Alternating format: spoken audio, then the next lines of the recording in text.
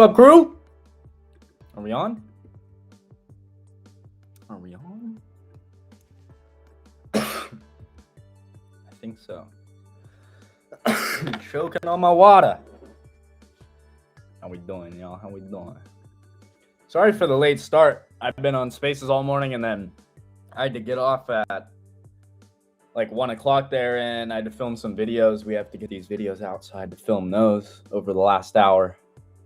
But we're here. We're here. How we doing? Happy Thursday. Let me share my screen. Dude, oh, I should have just fucking stayed in this, dude. I knew it. High resistance liquidity conditions, man. I got stopped in profit on my second long for today. I took one here. Got stopped really quickly. I took another one here, and I was holding that all through this. I literally had my stop trailing at this low right here. We grabbed that and we ran to my full TP. Full TP I had sitting here, and that old new week opening gap, if you go to, or new day opening gap, if you go to a daily and you go to this gap here, so the closing price to the opening price of Monday, Tuesday, that gap was my full target, and we fucking hit it. I made some money back from the loss today, but had I hit full target here, I would have made all my money back plus some profits into that old new day opening gap, but it is what it is. That's high resistance liquidity trading for you. When you're this type of price action here, deep pullbacks, choppy, price is not in a hurry to get to target versus like this type of price action, right? Or even to the downside. I was long bias here, so I didn't catch any downside, but even like this is low resistance, right? This is what you want. You tap a fair value gap and you have to fucking just dump. It's in a hurry to get to target. So one loss, one win today. The winner did not outweigh the loser. I lost about 500 bucks on the loss on each account, and then on this, I made only about 150 bucks back on each account. Again, had I gone up here and hit full target, I had trims at the high of day, and then I had my last trims into the opening gap. With those trims off, like I probably would have made 700-800 bucks or so on that back. So would have had a little profit there to work with, but it is what it is. All good. We move on. Haven't really gotten the best trading conditions this week, but it's all good. We manage. We manage.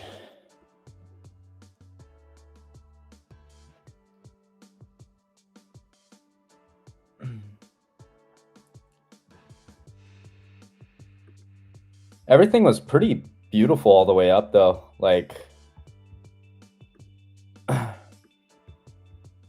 on the 5-minute, we had order block created, beautiful. We had propulsion block created, beautiful. It's literally just another order block that gets created directly after another order block.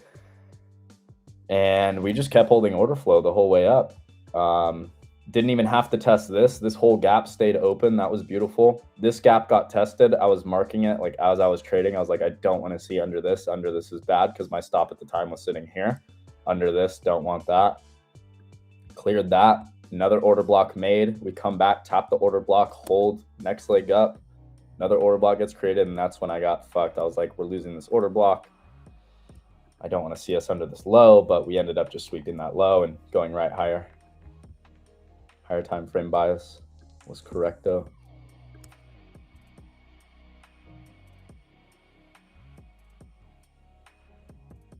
Cut my MES at 75.40. All good, all good.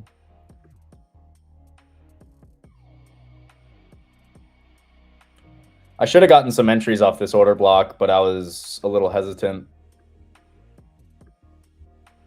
It was a good entry there. Because taking something like this, you can take something like this with your stop like at these lows or under that inefficiency, right? Let's say you're targeting up here.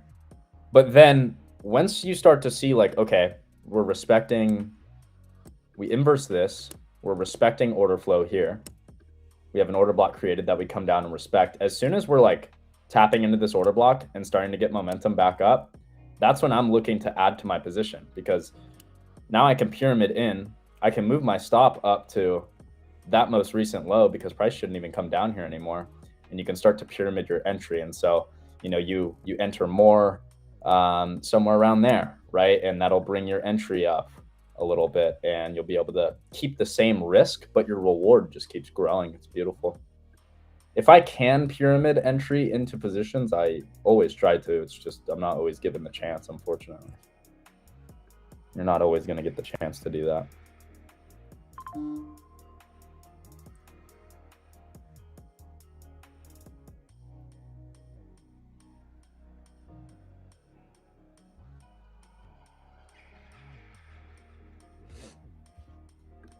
I don't know what's going on with EPS. Dumpy. Gross.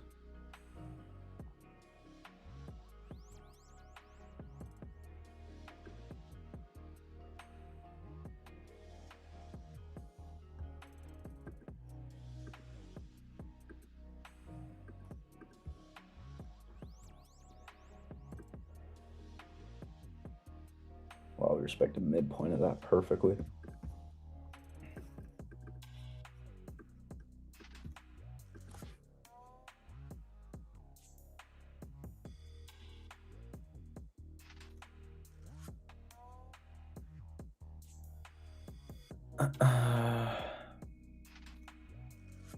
Damn it, I'm really pissed that I got stopped in profit on that. So dumb.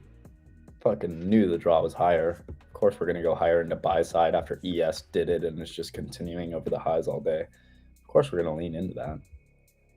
I just didn't want to sit through the minor sell side sweep. But I would have only had to sit in it for a moment, because I was anticipating if we hit this low, like we're probably going to trade to this low, and I didn't want to sit in that drawdown, because then I would have been in drawdown and I wouldn't have kept the trade green. So I didn't want to do that, but that was the move, was to hold that.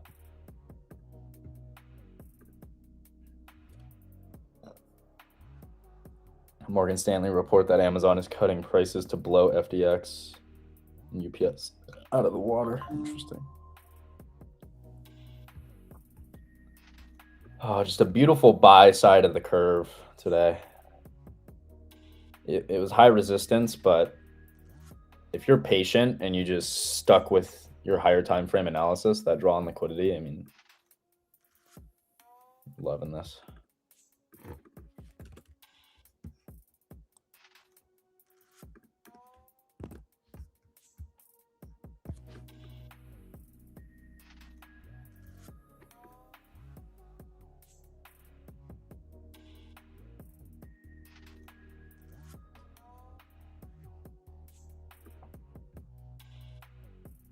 Really don't have anything else for today.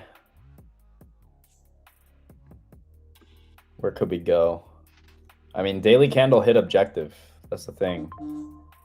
We do have buy side sitting up here at 30,094, which I believe is also equal highs of some sort. Let me look back.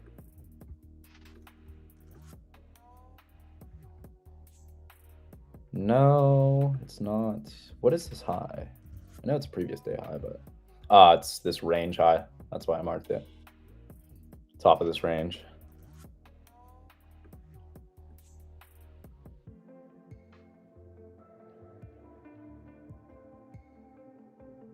So we can delete this. Right now, this is probably acting as a rejection block.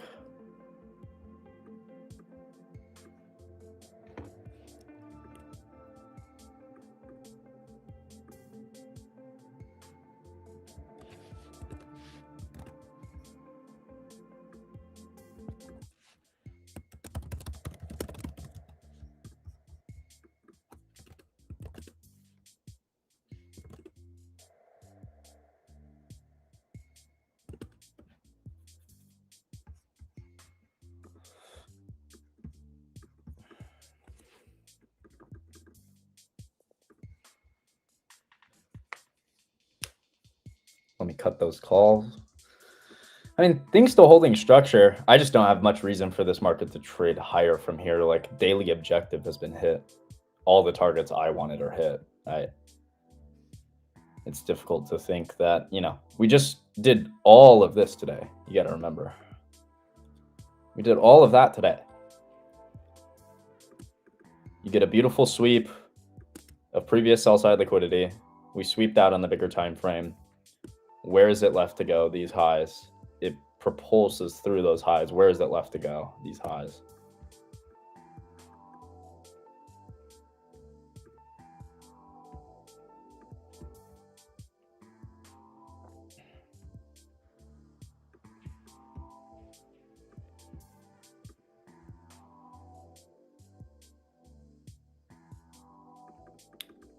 Yes, the market is greedy.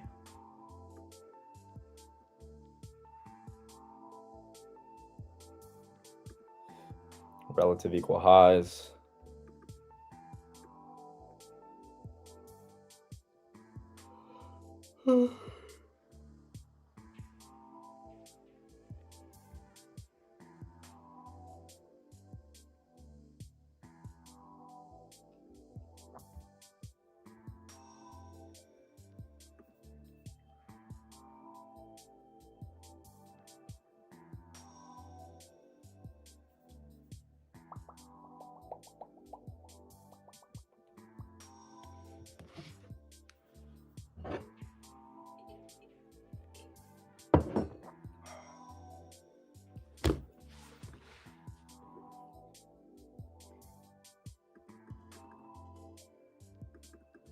I need some music. I can't do this fucking restream music. Does it kill you guys too? Is it absolutely just atrocious for you guys as well? It is for me. Oh, here's Frankie. What's up, Frank?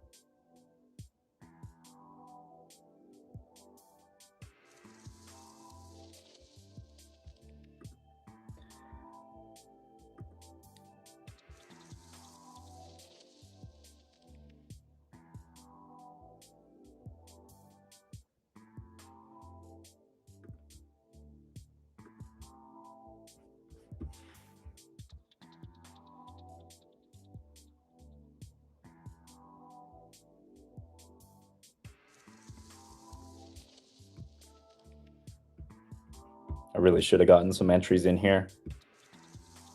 That trail stop would have been easier to take, right? Because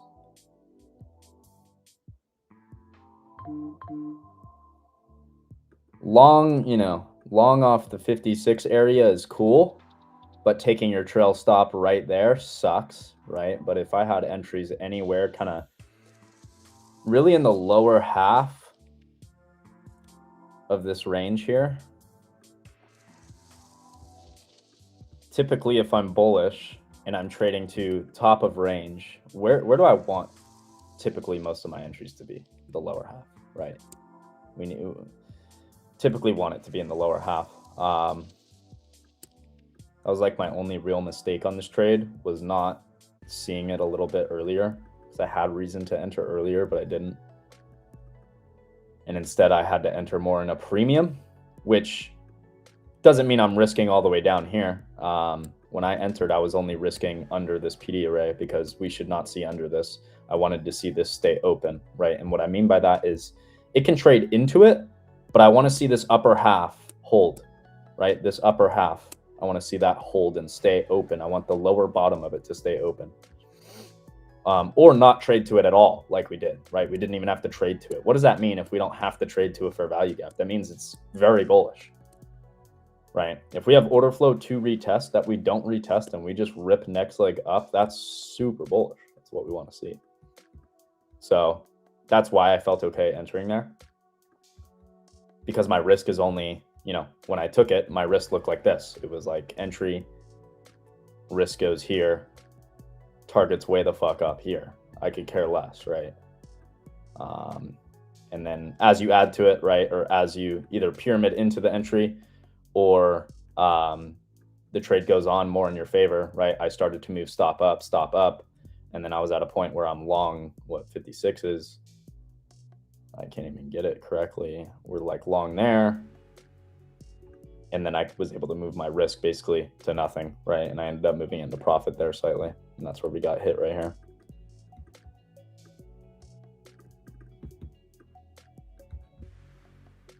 That would have been a banger if this was low resistance liquidity conditions. If we were in a low resistance liquidity run like this, where it's more of a straight narrow down, that would have been beautiful, but didn't have that momentum.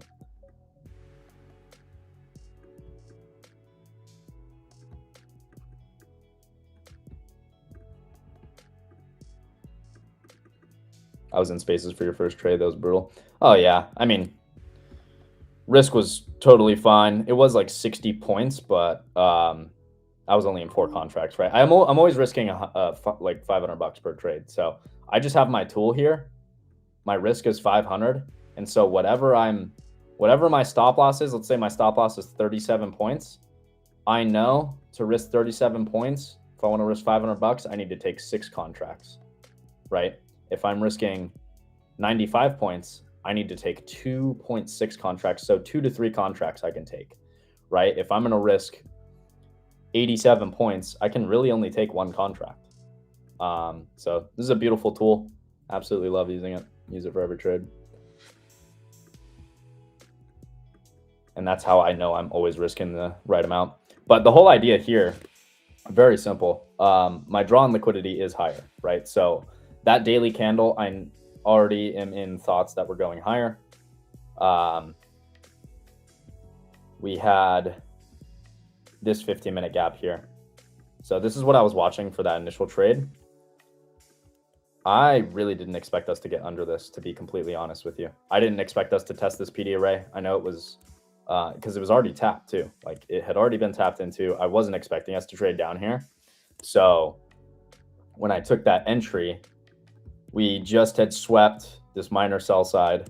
We had this order block here from earlier that morning as well. So we had an order block with this 15-minute gap. I was very much anticipating that we would literally just tap into this real quick, send all the way higher back to that buy side, and I'd get a beautiful trade with like no drawdown on it. But we basically instantly got stopped out, which that's how I'd have it happen. Like if I'm going to get stopped out on a trade, I want it to be like this. I want to enter and get stopped right away. That's the best. It can be kind of annoying sometimes, but it's the best because you know what's even worse? Sitting in a trade for an hour thinking you're right, and then it fucking dumps and hits your stop and you were wrong and you spent an hour doing that. You know what I mean? It's just the worst. So I love when losses are quick, painless like that. Get me out real quick and I'll look for something else. My only mistake, this would have been a banger day if I just got entries in the lower half of this range, because any entries down here on this stop out would have made me back everything. Even on this stop out would have made me back everything with any entries down here. But instead, my entries were more in this area, which means the stop out here only yields me a very small amount.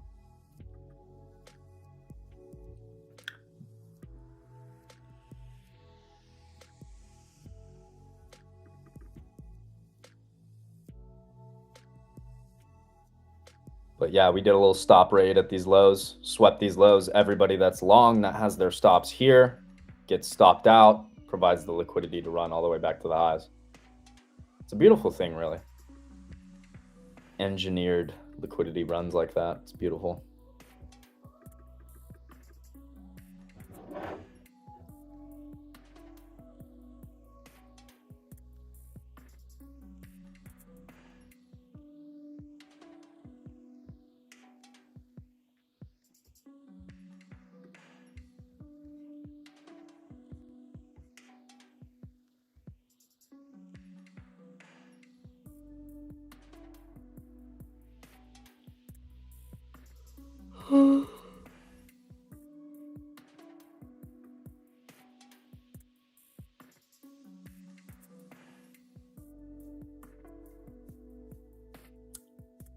how you look that specific level. What do you mean, buzz makers?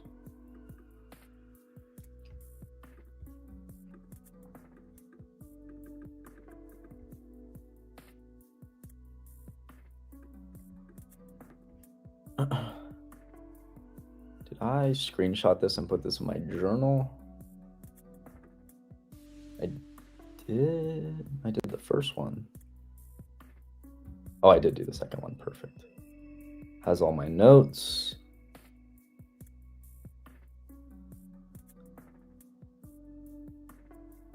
Okay, good. Good.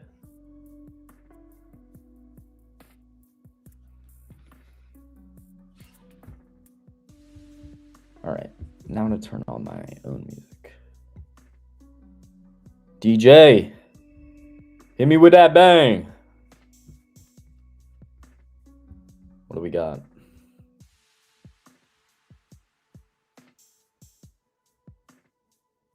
Ooh, little Ken Mellons. I can bring her back. No, we're doing nose on the grindstone.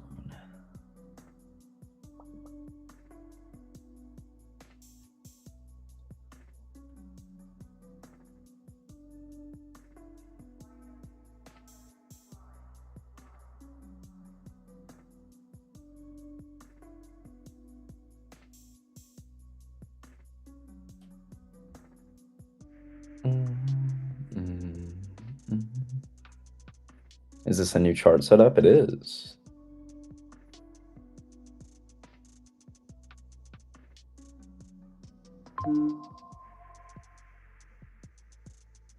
Work anymore. Stays nose on a grindstone and out of the pills.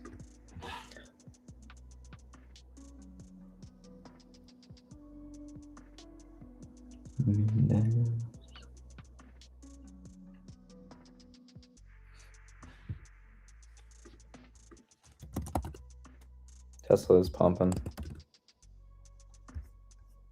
Nose on a grindstone and out of the pills. Damn, we filled that fucking gap. Damn it. I wanted to be long for that, low-key. Like vest or something. Fuck, missed that. What's up, Joe?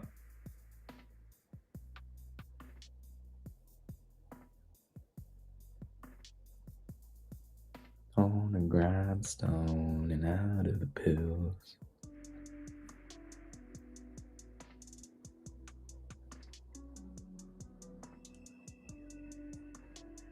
Yeah, nobody cares about the war headlines anymore, huh?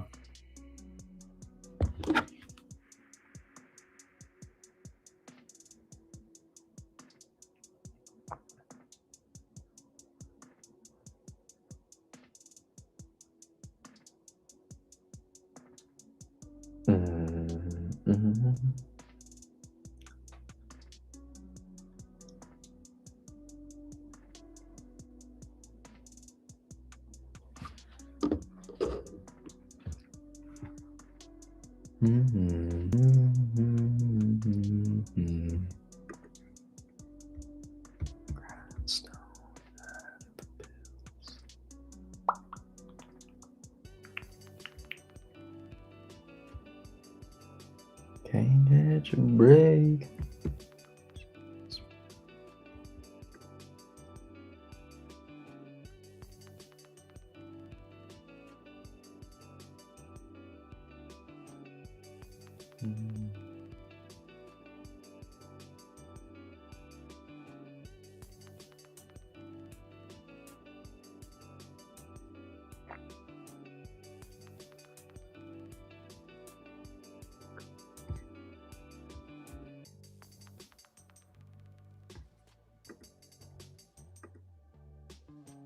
DJ, I need a banger.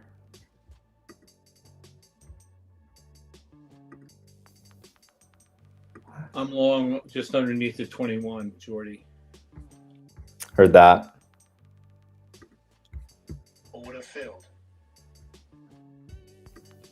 All right. Little. I already cut half of it. Yeah. You got to be quick up here. We're so far in a premium now. It's just like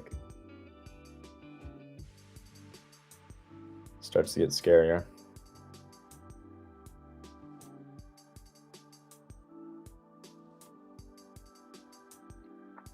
Mm-hmm.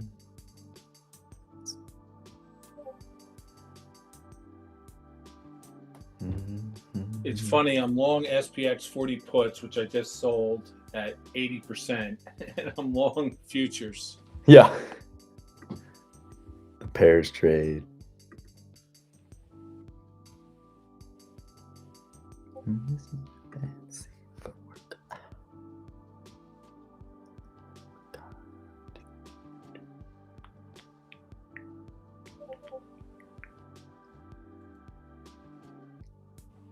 I think memory stocks will dump tomorrow because of the SK Hynix IPO. Space names dumped as well. It's very possible. I imagine that most of the hype is going to be towards SK Hynix, and it makes sense to me that we've seen weakness in memory, similar to how you're saying with the space names going into SpaceX, right? People are trying to make room in their portfolios for SK Hynix. And it's not like SK Hynix is a small company, right? You got to think of NVIDIA as NVIDIA is your running engine, and SK Hynix is, it's like the memory behind that. It helps the engine run efficiently.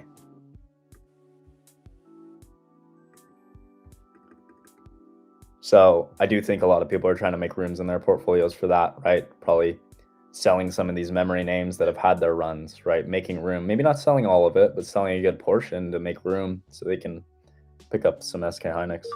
Makes sense to me. I couldn't tell you what's going to happen tomorrow, you know, exactly, but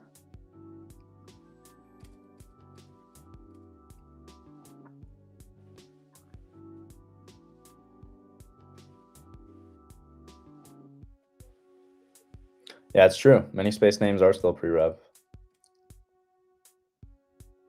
Does IWM look? I don't know. I don't really watch it much. Strong, similar to the market. Oh, might have some issues up here though. Once this high is taken, you might have some issues.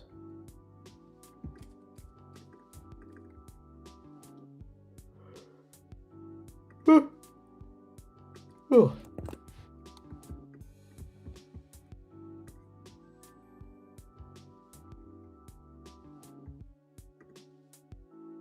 Louis V sandals, crazy Hozak scandalous. Yeah, super just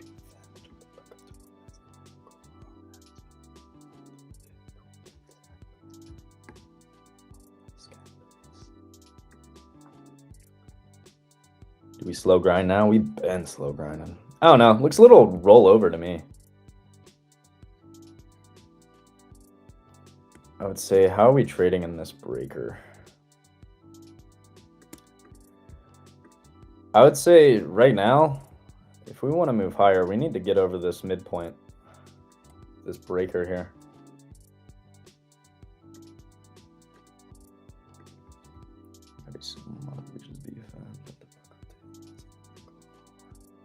That's like a gross, I don't like that one though. Like, if I'm looking at this inverse, yeah, it's weird. I don't like that.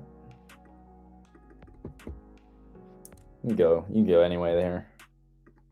I wouldn't be too confident on any specific direction at this moment. But if you're holding 15-minute order flow.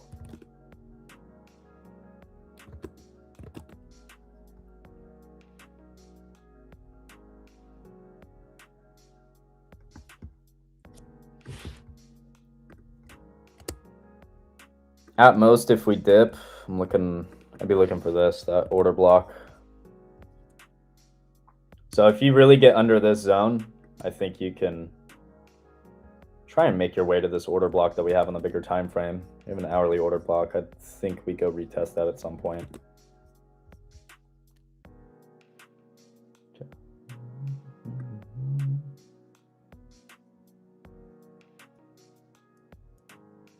Most of the sensitivity here was in the wick. I wonder if you could just run the breaker like that. Give a fuck how you feel.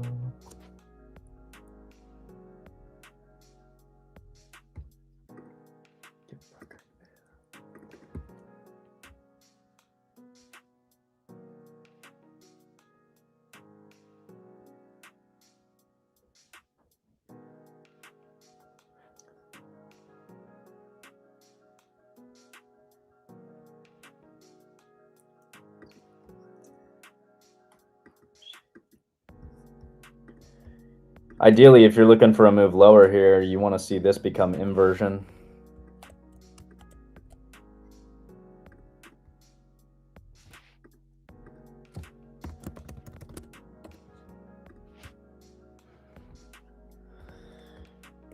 And then push into this low. You'll have a mitigation block there. Push through that mitigation block. You test this fair value. These lows would be the minor sell side within the range.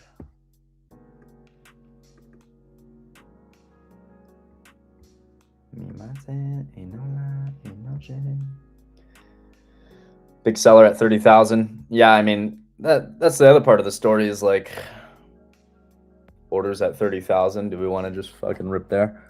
Always potential. We don't really have speed through this yet.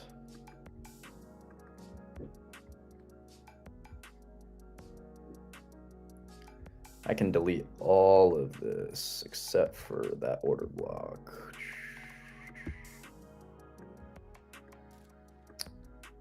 All this I already screenshotted. We don't have to worry about any of that. I'll put that there.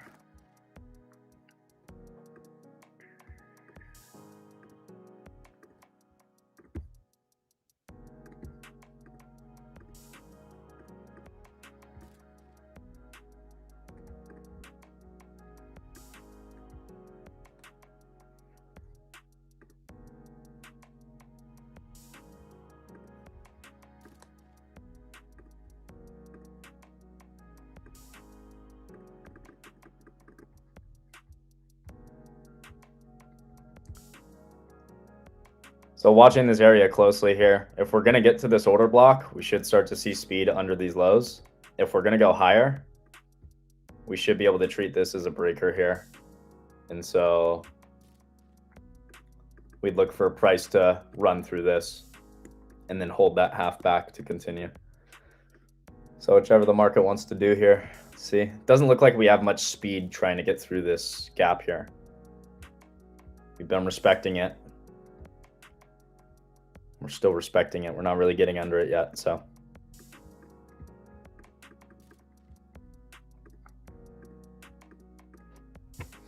Is Trump live yet? Good question. I don't know. I don't see that he is at all, personally. Nah. I don't see him going live at all today, but I could very well be wrong. Hazel, the other way. Come on, I need a banger, bro. I need a good song.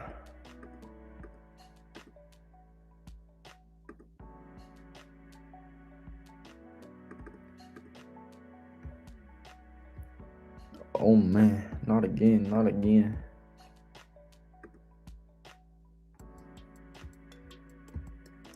If we close here, isn't this just a lower high on a bigger time frame? Let's see.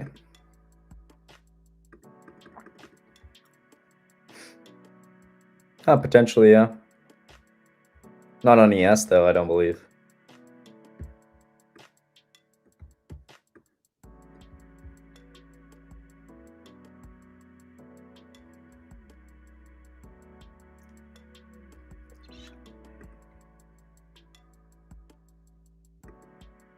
I don't know, I think ES really tells the story, and it's not showing that it's like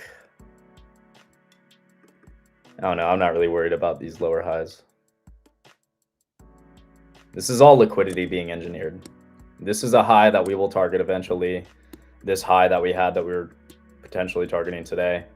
This high, all-time high. All this is liquidity being generated. These are targets being made for you for future trading.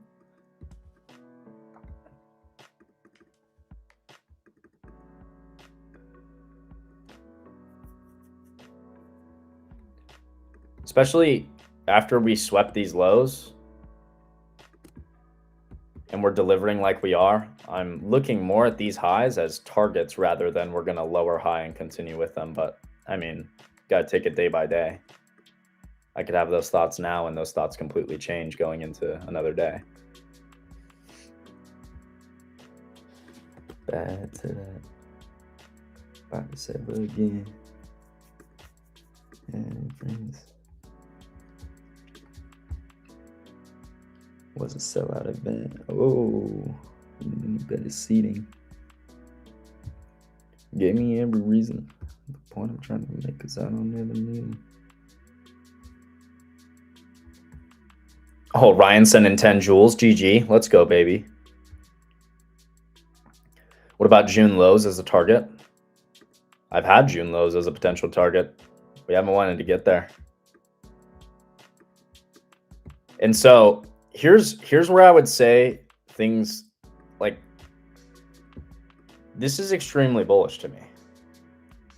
I'm anticipating us to trade into this low. This is monthly order flow. We have a monthly low, June lows that you're talking about. If we can't trade to that, that is even more bullish to me. Look at how close we got to it. We should have been able to drop a few hundred more points and grab that real quick, right? If that's liquidity we want to grab. That's the way I'm thinking of it right now. Like if we really wanted to grab that, we should have done it already.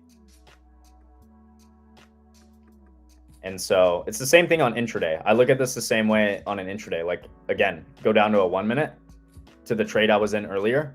This right here. The fact that we couldn't trade to this was very bullish, right? We didn't even have to retest order flow to go higher.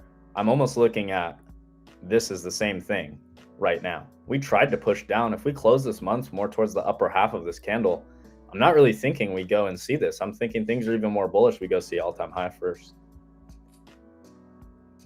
Trust me, I want to see these lows. Trust me. I would love to see those lows, but you got to understand what the market's trying to tell you. And if we're coming down to this, we're so close, able to hit it. We don't hit that. We get this. We're starting to reverse completely off this chart. I'm not really thinking we need to go test that anymore. At least not right now. Those thoughts can change though, right? We're day traders. I mean, I could have those thoughts right now and then next week I might be targeting those lows, you know, but as of now, just doesn't make sense for us to go there. Not with what price action's telling us.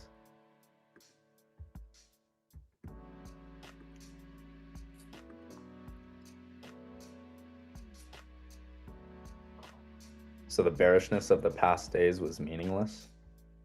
No, it's not meaningless. It was an engineered event to grab liquidity. Wasn't meaningless. This downside that we got was very important. It took us to where? Here's the thing. Think about it. Think about this. Think about you're a swing trader. You're a swing trader and you got long. NQ, S&P, whatever. If you're a swing trader getting long anywhere here, where is your stop likely going to go? Where is it likely going to go? Probably that most recent low, right?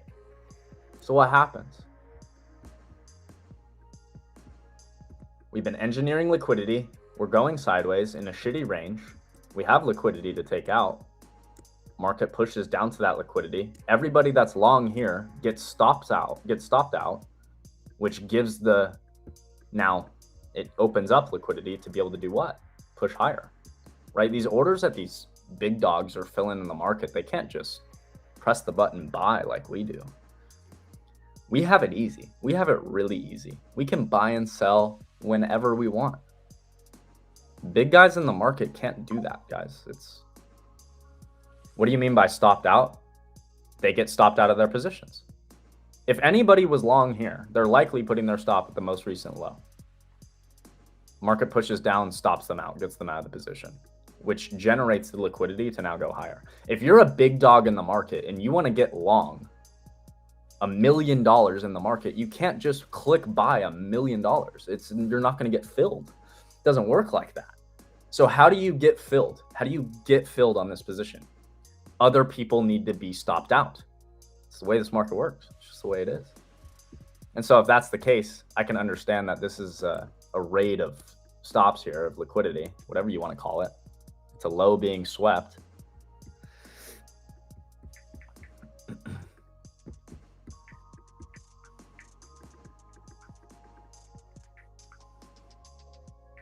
So that downside we got the past few days was very important. It wasn't meaningless, but it wasn't bearish necessarily, right? And that's why so many times you'll hear people say, I was long, got stopped, fucking ripped to my target. Even me, it happens, of course, but most of the time that's only happened to me on like trail stops, which is totally fine. I don't mind that. What I don't want that happening on is my entries majority of the time, right? It's okay if it happens every once in a while. I get, I was wrong, get stopped out, get right back in type of thing, whatever.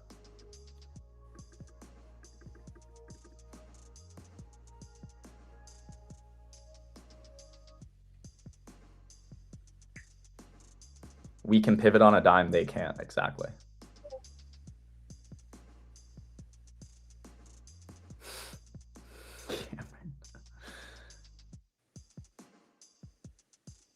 Zoom out of the NQ daily bull flag. Yeah, I mean, if you trade like that, you can argue there's a bull flag, right? For sure. Weekly, whatever. Oh. This is gross. What's up, Pedro?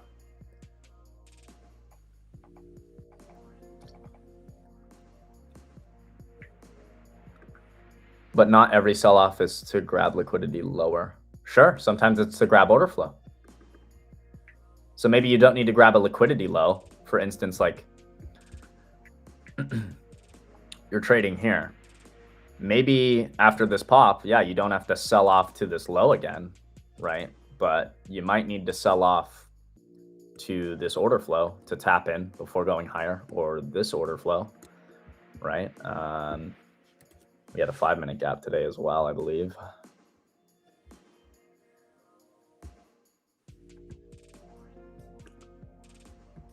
This order flow here, 5-minute gap.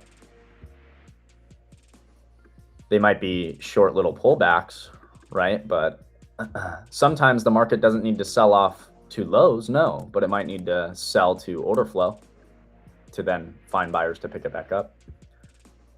You'll notice I'm always trading from internal liquidity to external and from external liquidity to internal. And what this means is for instance, you look at a daily chart, external to internal would be I'm trading from these external bigger time frame swing lows, and I'm targeting internal highs, or I'm targeting internal order flow, which today could have been like any of these. Do we have an hourly gap or something that we could have targeted? Or like this 4-hour gap right here, right? This would be internal liquidity. So I'm trading from external lows to internal order flow, right? Or it's the opposite. Or I'm trading from internal order flow to external targets, given our second trade, right? Our second trade, I'm trading from internal order flow, this 5-minute gap, to the external highs, the bigger time frame highs, previous day highs, right? That opening gap that we had, right? All that. So I don't know. I hope that helps like understand that a little bit more, but that's how I'm always looking to trade. So it's not always meaning like, oh, this rip was to take liquidity at the highs, or this sell-off was to take liquidity at the lows. You're right. That's not always what it means. But the market is really only moving for 4 different reasons and in 3 different ways. The market's only ever accumulating, manipulating, or distributing, and it's only moving for 4 different reasons. It's either generating liquidity, It's either retesting inefficiencies, it's hunting liquidity, or it's rebalancing to equilibrium of ranges. That's the only thing the market ever does, ever, over and over.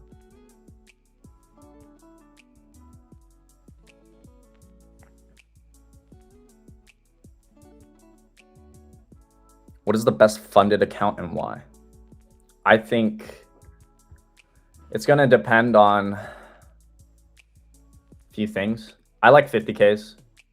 50Ks are a nice medium in between like the 150s and the 25s.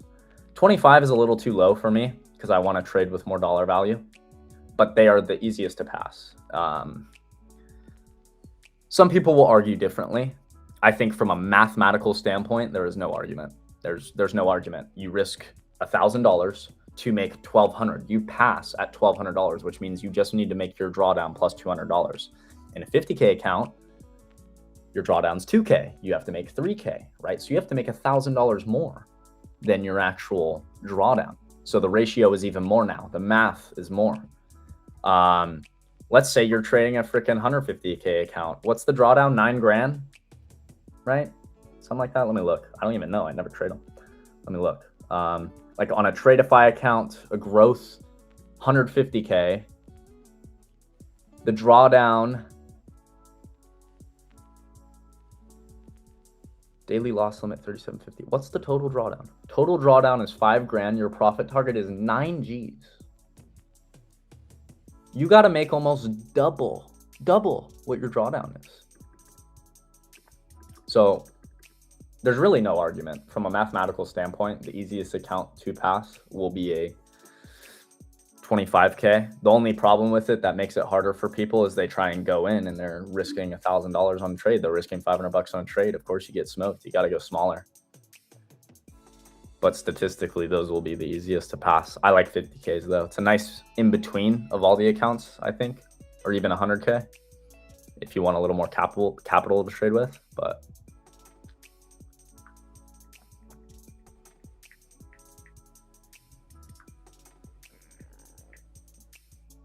I think he's not watching here on X. I can see your comment, Buzz. What'd you ask? Did you ask something earlier? I didn't really see. Feel free to ask. If I'd only enter trades when you explain, so simple to understand, forget it when I enter trades. It's okay. Happens. That's why we got to study, and that's why I just try and do such a good job of following my rules. I just want to repeat what I do in backtesting in the live sessions, you know.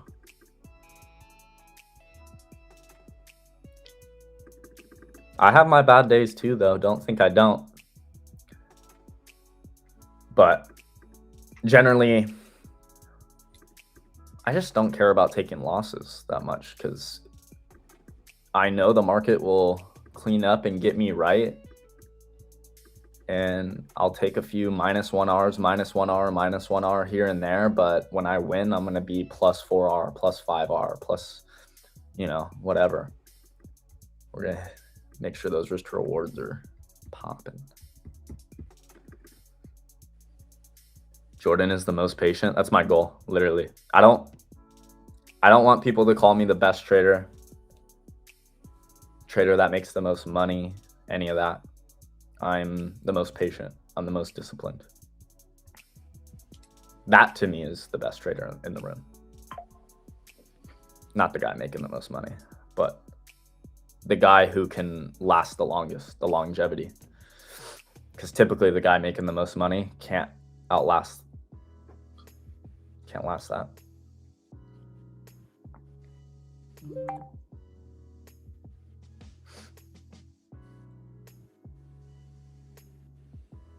$50K is perfect target, perfect payout structure. I agree. It's easy. It's what I've always stuck with.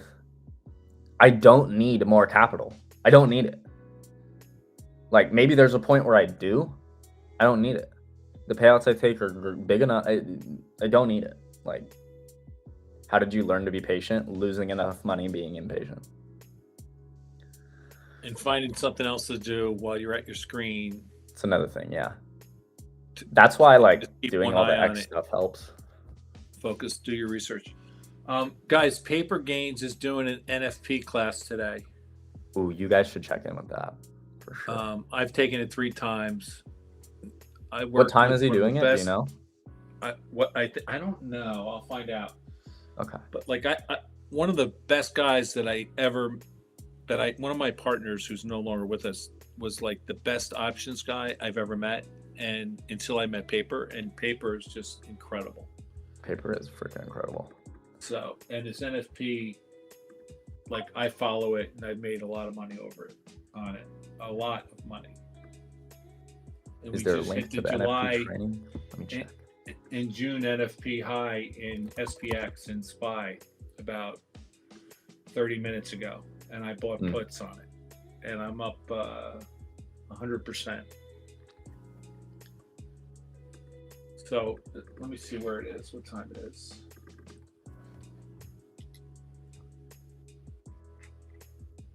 I'm asking how you're looking at that 30,017 level for a short on the NASDAQ mini futures. What's your reasoning? I'm not looking for a short there personally. 30,017. We can see what's up there. I mean, I have midpoint of this bigger time frame rejection block that we're trading in right now, but other than that, I really don't have, I wouldn't just take a blind short up there. I need to see some structure form. You know, I need to see an actual setup. I wouldn't just let price hit 30,017 and try and short that. It could work, but I don't typically like to trade like that.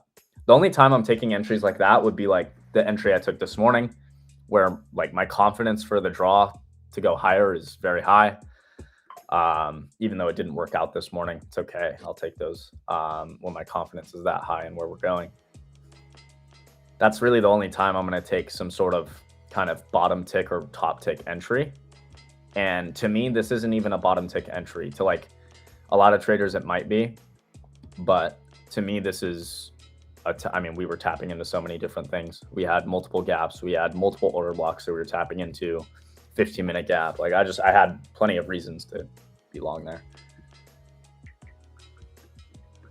Don't really have that here, but it can work. Not saying it can't, just not my plan.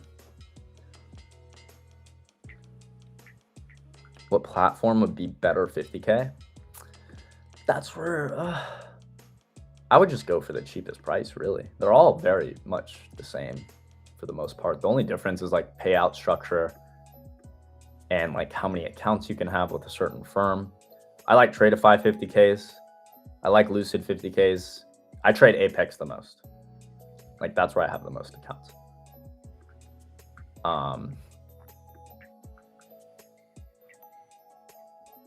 But Tradeify is great. I love Tradeify. We just got Take Profit Trader too, code Wolf there. So reminder guys, use code Wolf for the best discount any of the prop firms you're trading. And if you're trading on Apex, the code is WolfX there. I think they're still 90% off, by the way. Ridiculous.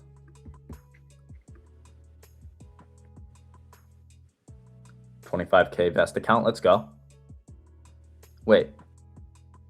The account is still at 0. Check. Make sure you're on the eval. You might have to just, in the top right of your screen, it'll say which accounts you have. You might not be on your actual eval that you got for basically free the other day. I don't know if you got that one with the 99% off code or not, but if you did, just make sure you're actually in that account, because you might be in, because Vest is not just funded accounts. You can put your own money into Vest as well. You might be on that personal account that says 0. If you're on an eval, you'll know on Vest because it'll have a yellow circle next to the account name.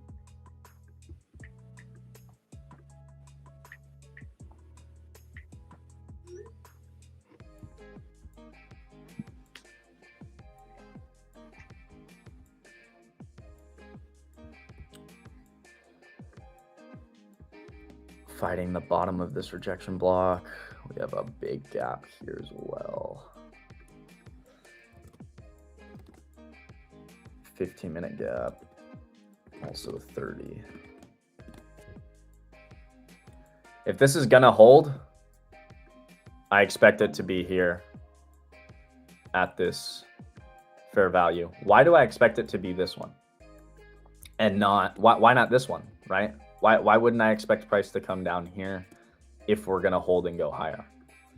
Because we've already tested it, right? Price is already shown. I've traded into this order flow here. We've wicked into it. I want to move away. So if we're going to continue higher, I don't expect us to trade to that right here, really. I expect us to hold the order flow that's never been tapped. Doesn't look like we're holding it. But that's how I look at these things.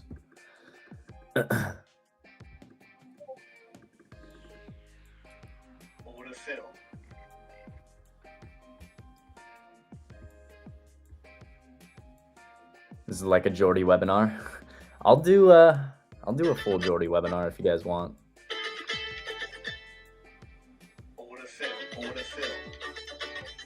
To be honest, like, I don't know. Like, if we're doing a webinar with everybody, I'll probably just be there hanging out. Because I'll take up the whole time, bro. Like, I can't.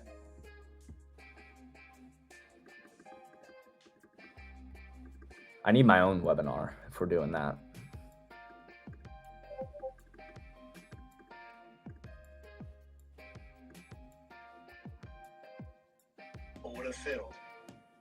There's that order block. Boom. Order block being tapped into. Love to see that. Okay, cool. Hourly order block. Can you hold? Let's see.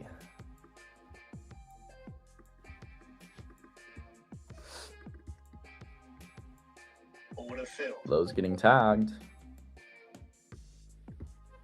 Maybe they sweep this low and try and go higher from there, but I think this would have been much stronger if we were just able to hold this.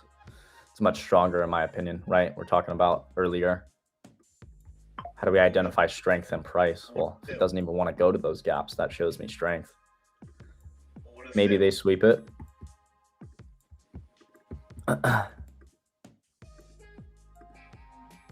Some great moves in the market today. I know it got choppy here and there, but there were some really good freaking moves today. Gosh.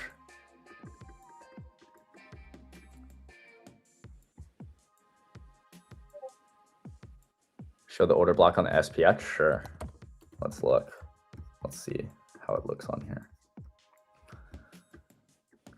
It's not on SPX specifically, on the hourly on the same time frame, but it is here on the 30-minute. So I would bump down to a 30-minute. This is that order block here.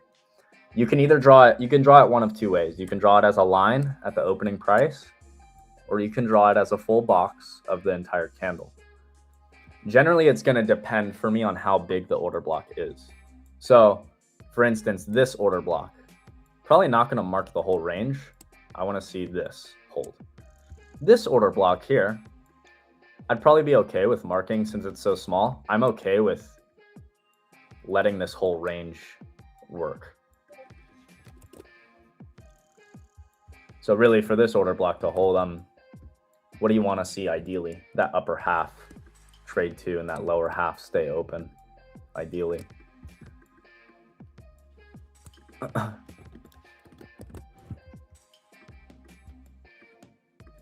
I love to hear that you guys in the chat are saying it's easy to understand. Good, because for some reason everybody thinks what I do is Japanese in a complete foreign language.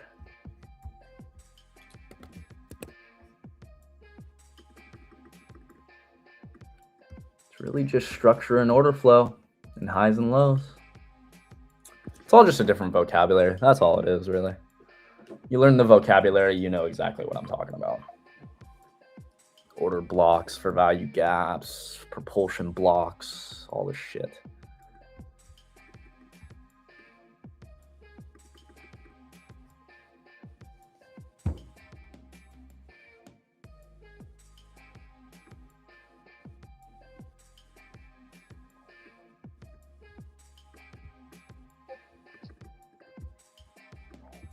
So inversion delivered, 2 hourly order block. Watching price sensitivity around this area. Obviously, we're already seeing buyers present off that area, which is good to see. Now, how do we anticipate that like we're actually going to move up from here? Well, That's where I use the lower time frame. And are we getting points of confluence for that, right? Are we getting any inversion of order flow? Are we getting a change in the state? Are order blocks being created to the upside, right? If we were to rip this candle up and close up here, might we be creating a bit of an order block that could be used for upside, right? If we're running through this here, if price is zooming through this, well, it's starting to tell me that order flow is flipping, right? We've been respecting here. Here we tapped into this box. We tapped the middle of it, delivered lower, right? Right now we're doing the same thing. So if I see us start to flip from here, from a higher time frame area that I already anticipate a bounce from, where could I anticipate that this would end up? Well, we've already tested order flow here, so I'd think we'd go past that. I'd probably just anticipate these next highs, right? Most recent highs to get traded to. So we see reaction off order block. We're tapping into this area. Do we close over? Does the body respect the midpoint? That's the key here. If we're respecting midpoint, probably expect this to try and move lower.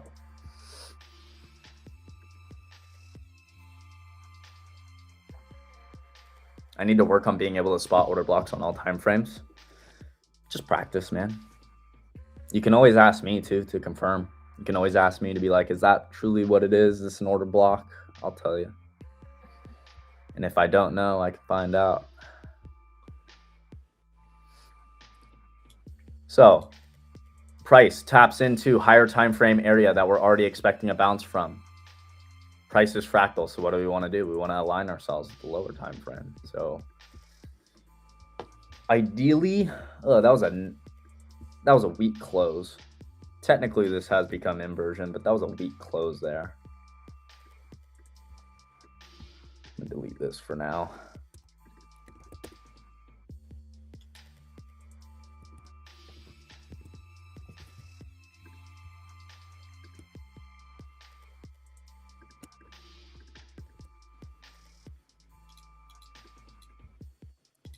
Lower time frame order block.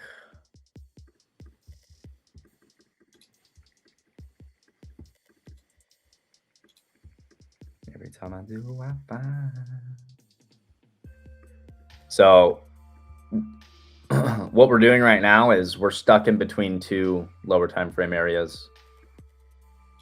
We have this bigger time frame order block that we're trying to bounce off of, but what do we bounce right into? A little bearish order block, right?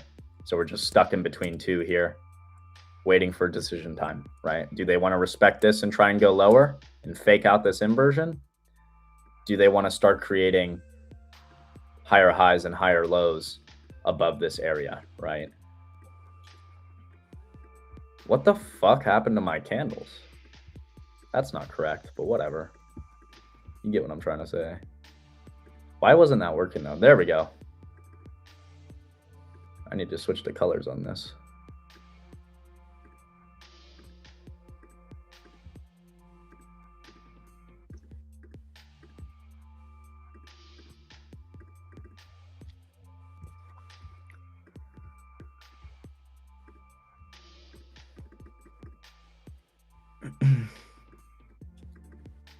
Still respecting bearish order block, so I look at this as just accumulation sideways right now. Want to wait till we start seeing like lower time frame bullish order blocks and bullish order flow really hold. You're trying here. You have that order block. We just tap back into it. You have this gap you're holding. I'm gonna delete this for now just so it's cleaner. What do bulls have to hold? Bulls got to hold this here if you want to go higher. Got to hold that for value.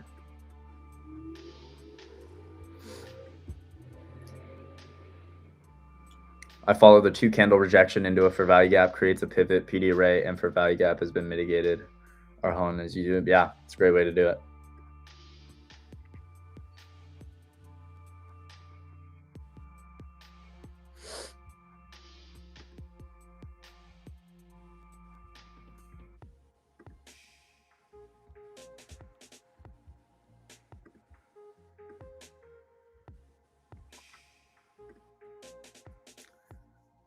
See, guys, it's not hard. It's just a different vocabulary, you know?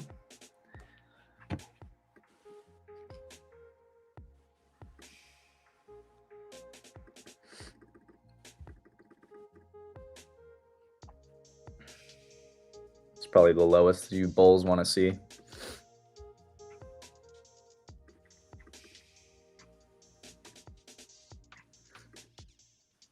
That's something to study right there, though, is because I know a lot of you guys, or some of you guys in the chat, you play inversions. When you're playing inversions, something to note just for trying to catch higher time frame, trying to catch higher probability inversions is generally, right, if you're looking for this to be an inverse, you already got the weak close. Right? But what is the weak close into? It's into that order block. You can look at this and be like, I'm going to wait for something else. I'm going to wait for a little extra confirmation rather than just entering on this inversion, right? Because it's not like this is blowing through these previous highs and closing up here, right? There's not that much displacement on it. So this is where you can wait for a little more. It doesn't mean it won't play out still to the upside if it tries, right? But you can wait for a little more confirmation of actual highs being broken and gaps being respected, rather than just trying to take the first little inversion on a weak close into a bearish order block. Like when I say it like that, it sounds low probability, doesn't it? Like, right? So hopefully that makes sense. Like, I only say this stuff because I've been caught in it. You know how many times, dude, I used to play every inversion I saw. You guys, some of you in the chat remember me streaming that shit, dude. Like, I didn't know which inversion to take. I didn't know how to exactly trade those perfectly, you know, but we've learned a lot over the time. And that's where I can look at that and be like, it may still be a trade I want to take, but I'm going to wait for something extra here. I'm going to wait for a little more confirmation because this close is weak. It's into an order block. Not really what I want to see. We're in a higher time frame area that I want to see a move from, but I want this lower time frame to give me a little more confirmation there, you know. So I long the top. What the fuck did you guys do? Why are you longing the premium, baby? Why are you longing up here? What are we doing? That's premium. We can't be up there. I'm just joking with you, Fenster. I know things rolled over a bit. Stuck between two order blocks here. We'll see what happens. This is the main thing that I love about like my style of trading. And of course, like you guys do whatever works. But what I love about my style of trading is like I always know why and like what's happening for the most part. Right? Like, why is price going sideways here? A lot of people might be asking themselves, oh, why is price going? I know why price is going fucking sideways. We're stuck between two order blocks. Of course we're going sideways after delivering lower, right, into a bigger time frame area. Like, of course we're going sideways. I know exactly why things are happening. And that helps my confidence so much, which is why I trade the way I do. You don't have to know exactly why things are happening, but when I do and I understand what's happening and why price is moving the way it is and why it's being generated the way it is, why it's moving fast today versus moving slow yesterday, these things matter to me. And when I know why, my confidence shoots up.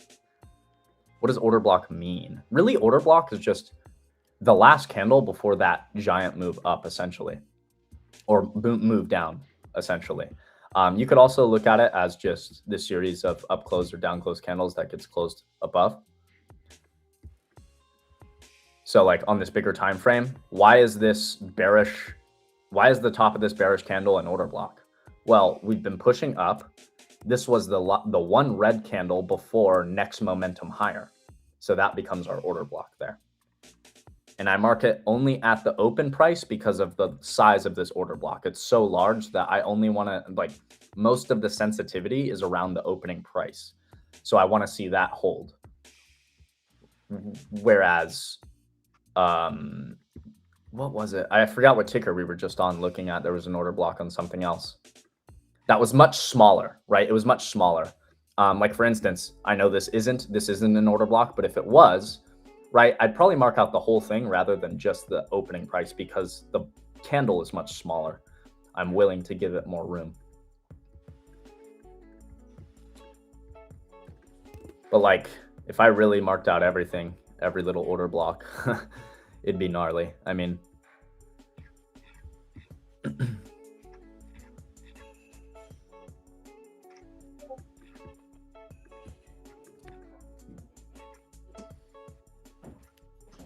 The Trading Geek legit? I don't know. I haven't looked at him.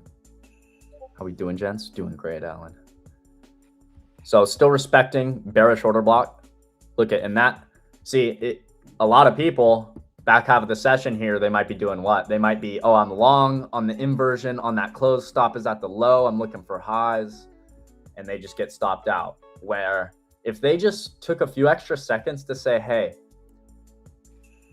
that close looks weak. That's usually not the entries I'm taking. That close looks weak. Why does it look weak? Well, it's right into a bearish order block. I probably don't want to take that, right? Probably want to wait for extra confirmation, right?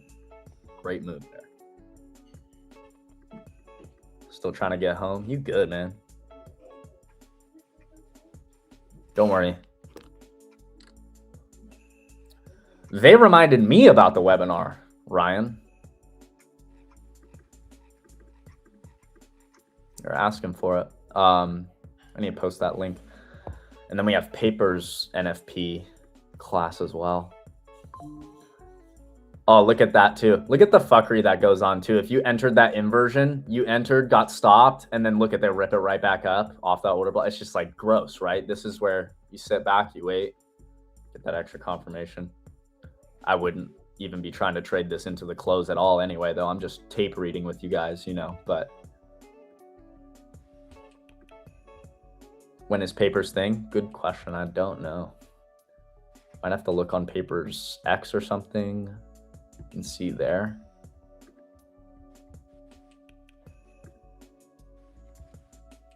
Also, webinar link is in the chat.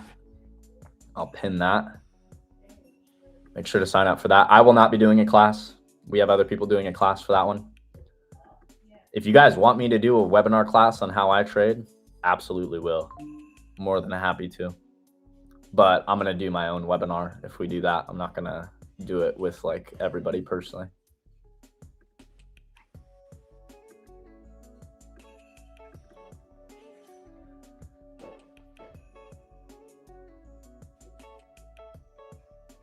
See, and this is some of the extra confirmation that you could have started to wait for here.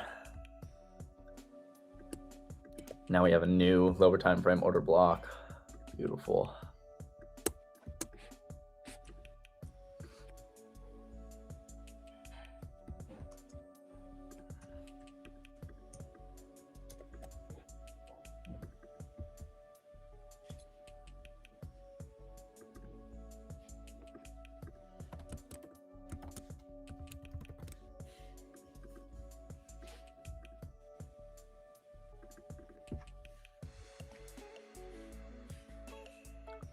So now that we reswept those lows, created a new order block with actual getting a stronger candle close. There's not this big top wick off that inversion, right? We get through that inversion.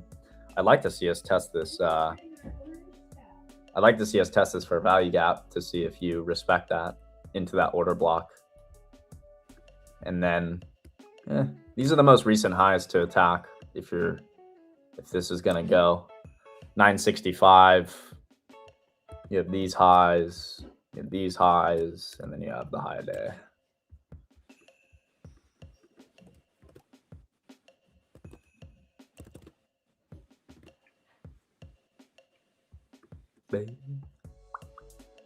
Really need to clear. This is when you want to see speed, Jordan, in my opinion. I texted it to you. Papers, Okay, I'll put it in the chat. I gotta run. I gotta go do a couple things. I'll see you tomorrow. Sounds good. See you tomorrow.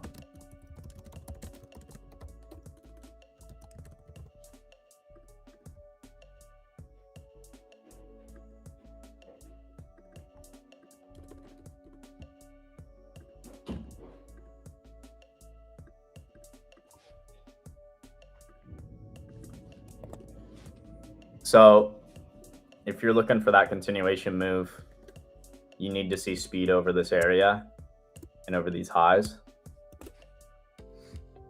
You got to be careful though, guys. You're coming into the end of the session here. I really wouldn't be trying to press it too hard. Be very careful. What's up, David? Will that be on YouTube, the webinar? I'm not sure.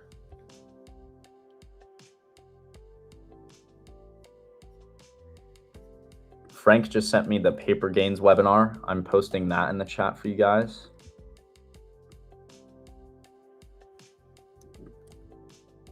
How to trade NFP with the man paper gains himself. Link is in the chat. I pinned that as well for everybody.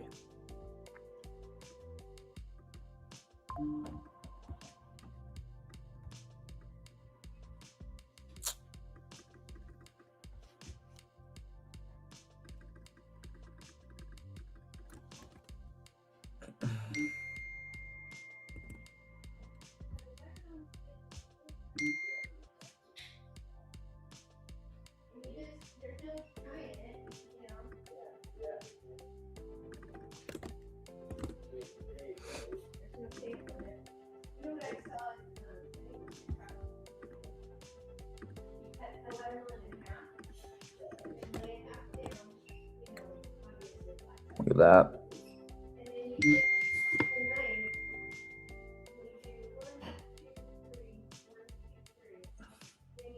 Reshort here, I wouldn't.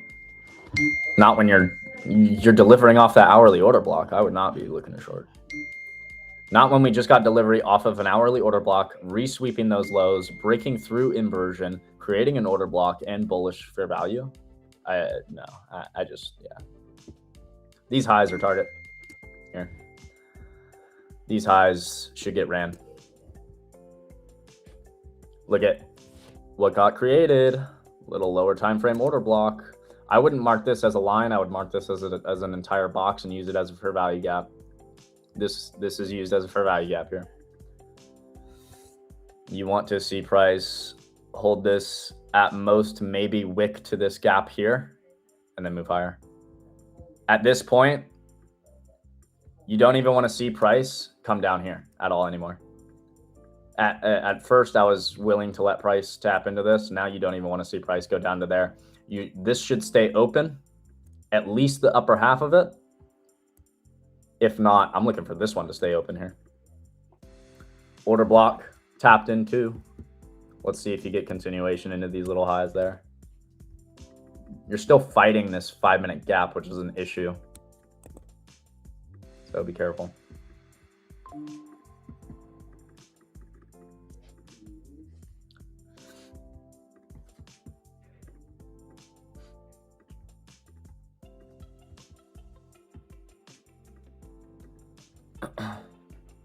I would just not press the gas too hard on any direction here, guys. I mean, we got what? Not even barely 30 minutes left. You know, there's a reason I'm not taking any entries on what I'm talking about, you know.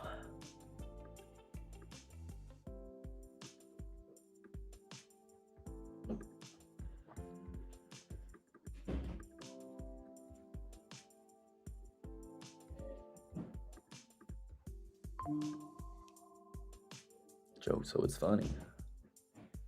It's mug me. All these hoes do is hop dead like bunnies. Say she love me, bitch. I am not a lummy. Keep it lit like Vegas. Got no bitch on a daily basis. Cause I'm hella famous. I'm back the fuck up cause I'm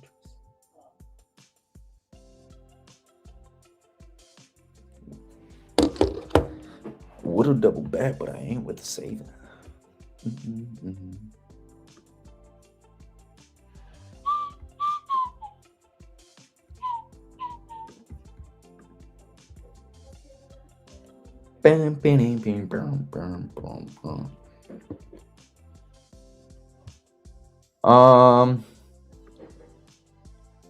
I pinned the NFP webinar. It's event.webinarjam.com, I think.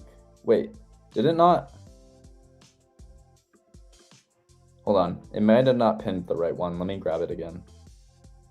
You know what I'm going to do? I'm just going to send you Paper's tweet of the link, and you can grab the link yourself.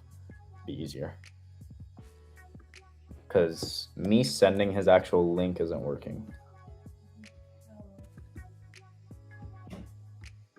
Here. Try that one. That one should work for everybody.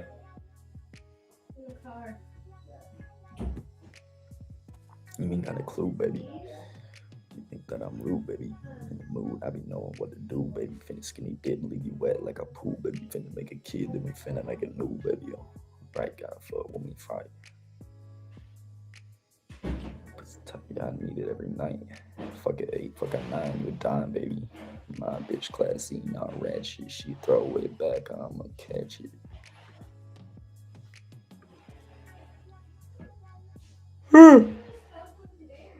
Oh.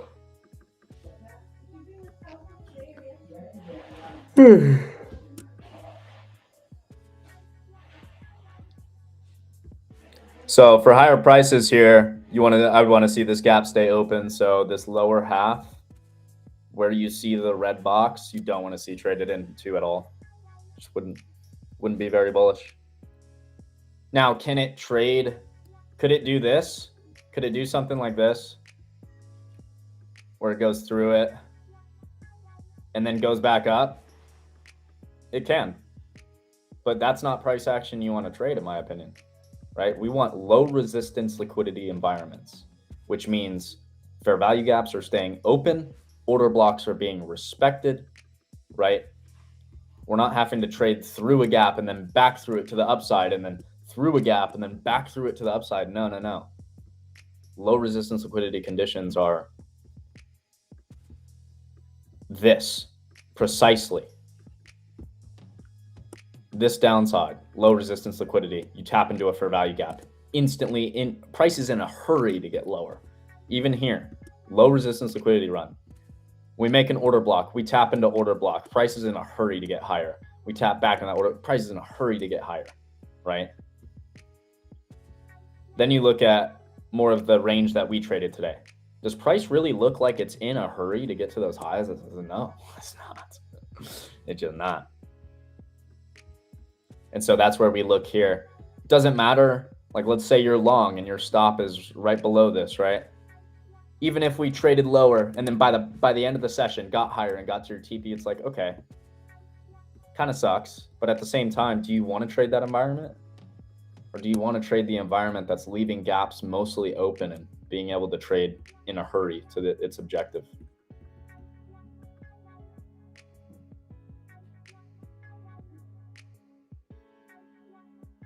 Is the win rate on the strategy the same on all time frames? Thinking of practicing on 1 to 5 time frame. I mean, I execute everything on a 1 minute, pretty much, almost always. But my analysis is all the way up to a weekly. And I think that's what a lot of day traders don't understand. Like, I'm a day trader, but when I'm day trading, my analysis when I start every morning is on the weekly chart. I start on the weekly. Do we have any new week opening gaps? Do we have weekly gaps to target? No. Okay, if we do, I draw them out. Then we go to the daily. Okay, what can I get an idea of where this daily candle is going to go? Because that's my bias, really. If I know where the daily candle is going, that's all that matters. Figure out where that daily candle is going. When I have a good idea where that's going, we drop down to 15-minute time frame, hourly time frames. Can I find gaps? Can I find order blocks on these time frames to use? Price is fractal. What I mean by that is what's happening on a 1 minute time frame, price is moving the exact same way on a 30-second, price is moving the exact same way on a 4-hour, on a daily, on a monthly, on a 3-second, on a 30-minute. It doesn't matter what time frame. Every time frame is moving the exact fucking same because price is fractal. And so if price is fractal, then that answers your question. You can do this on any time frame at any time.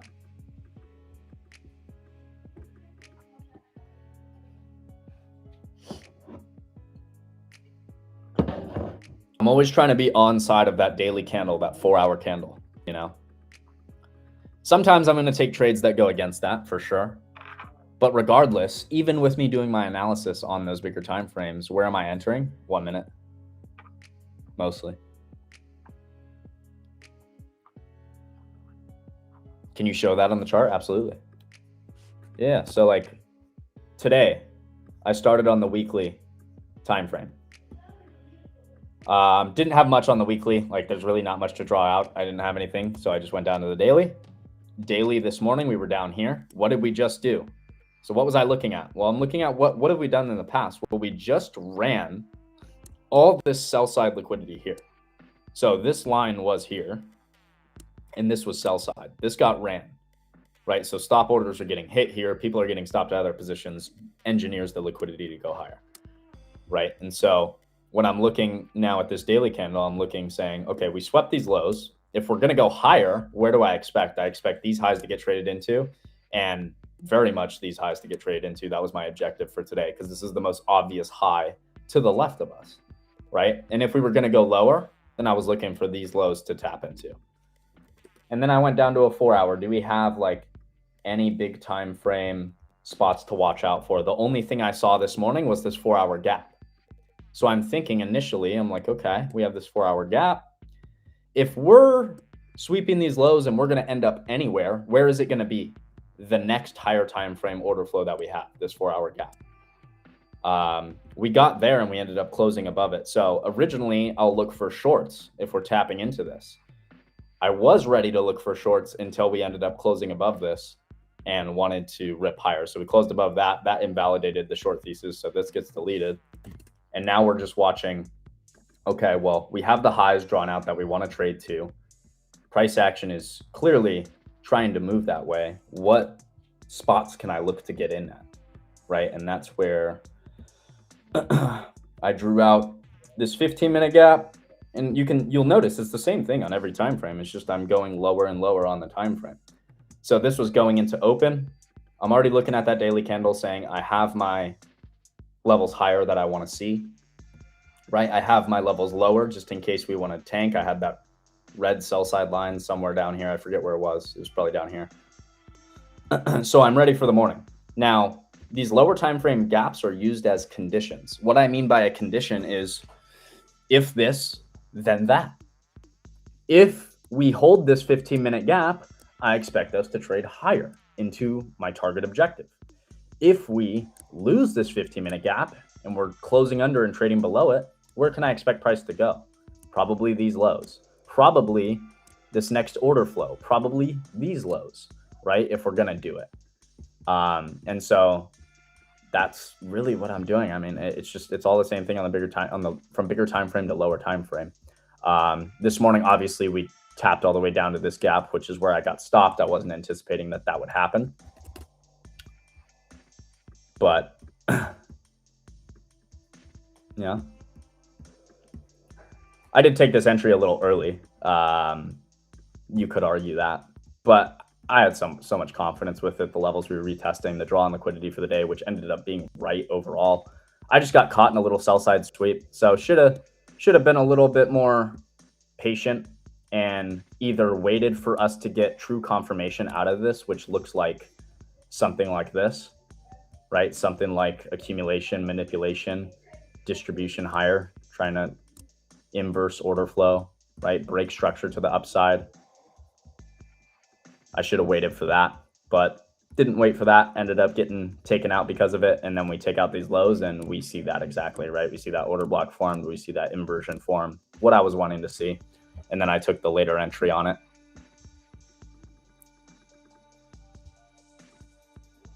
I'll also I don't know, on my timeline, I have a bunch of videos of me walking you through the trade step by step, exactly what I'm doing.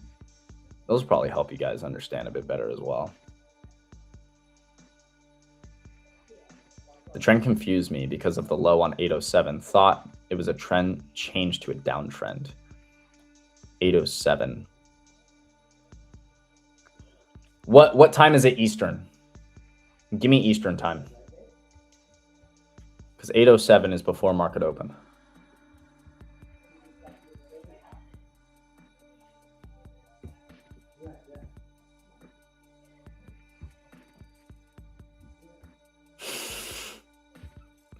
Mike Sherm is so funny.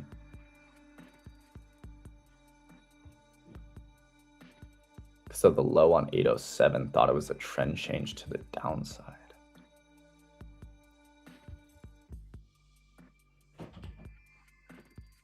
The date. Oh, you mean 707. You mean 2 days ago. You mean this day. So you thought this was trend change. Well, for the short term, yeah. But only till where? Only till liquidity. Here's the thing. You got to think like obvious levels, obvious places. It's so much easier than you actually think because it's whatever's the most obvious. If you see this candle and we close the day and you're looking at it going, I think we're going lower because of this candle. Where is the next possible spot for the market to retest? Literally, like, where is the most obvious spot? These lows, like, I don't know how much more obvious it gets. What is the next low? It is this. And so that's where I know for a fact this is next target objective that I'm looking for. And then if we're hitting that, I got to change my thoughts for a bit and stay hands off of shorts because I know that this is a big time frame low that we could reverse from. What happens? We break through it, we reclaim it, we start reversing from it right into today. And so you could have had that mindset for sure that we're trend changing, but only until this low. Because once this low gets hit, whether you like it or not, this is a low that we can reverse from. It's a big external low from June. I mean, that is the next target objective for the market. The same way I'm looking at all these highs, right? The same way I'm looking at if we were to rip up to these highs, this is the next obvious objective for NQ. This is the next obvious high. But I know for a fact if we're hitting that, I'm not sitting there going, I'm even more bullish. I'm sitting there going, okay, like we could get more bullish. We could rocket over these highs and go take out all these highs and into all-time highs. Absolutely. But initially, I got to expect some rejection. That's a giant high from June 30th that we're tapping into. I can't just ignore that, right? And so that's what I would say to those comments there is don't ignore those bigger time frame levels. You can have those thoughts all you want, but you have to understand what the market is targeting. And it's always these bigger time frame highs and lows. So got to keep those on the chart and just be aware of them. I hope that makes sense. I really hope that all of what I'm saying makes sense. To try and make it really fucking easy. Because I'm not super smart. So I need it easy for myself to understand it. You know?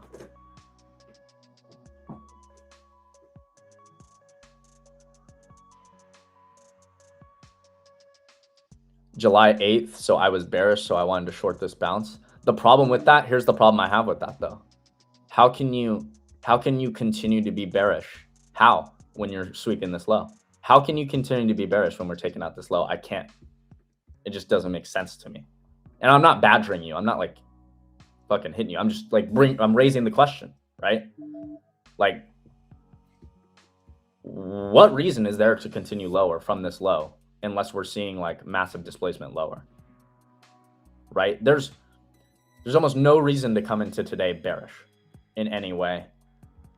Unless it's like initially you're just watching, like initially this 4-hour gap that we had, maybe. But when you're clearly sweeping this low and ripping from it, I have a hard time watching that for any shorts. So that would be my only issue with those thoughts is, you know, I know downside yesterday may have changed your thoughts, but when that downside is happening into a big daily low, I just don't care about it. It's the same thing on Tesla months ago, guys. You guys remember Tesla? Remember that beautiful trade we took? Remember here? What happened? Accumulation sideways, manipulation, distribution, higher. Everybody thought this low, what did everybody think? They thought the same thing that you're thinking right now. This day, we broke this low, everybody gets bearish. How can you be getting bearish when we're breaking range lows into, if I go to a weekly here, into weekly order flow? This was into a weekly fair value gap, okay? I draw it like that. It would be basically extended all the way like that. So when I'm looking at this and I remember this trade like it was yesterday. When I saw everybody getting bearish here, I was laughing because I'm getting long, looking for accumulation, manipulation, distribution, the way the market moves always and forever. And a lot of people are looking at this as a break of structure to the downside. They would be right if it wasn't into weekly order flow. That's the problem. That break of structure that's happening, it's happening into an area of significance for the bulls. Doesn't mean nothing. I could care less about break of structure to the downside, right? And it's the same thing on NQ here, right? Inexperienced traders, what are they thinking? What are they thinking? Oh, we're breaking out to the downside. We broke this low. We're going to go lower. That generates the liquidity to bring it right back to the other side, right?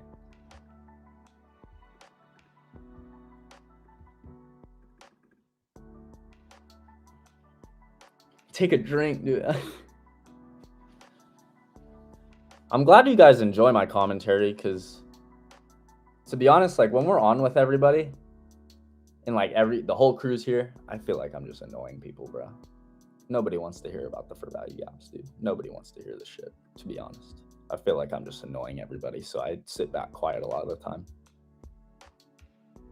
Because everybody's like, I don't know, the whole crew's doing their own thing, you know?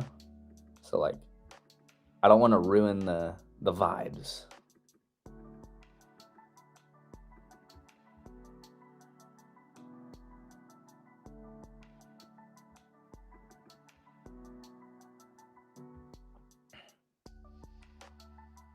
High resistance liquidity range here.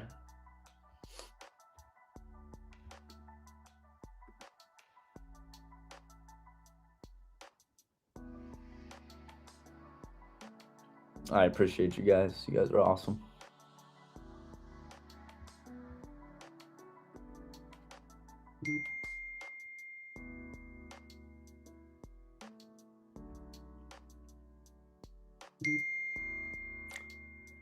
I'm trying to really get better at pyramiding my positions.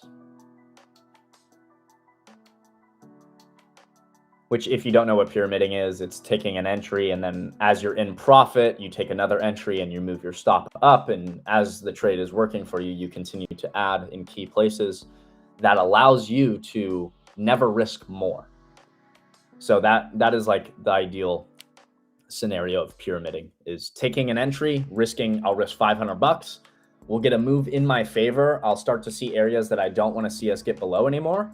And I'll limit my risk even more. So I'll move my stop up, and that allows me to add to the position. So now I can add to the position and still be risking $500, but my reward is growing and growing and growing and getting bigger and bigger. The only issues with that is consistency rules with prop accounts.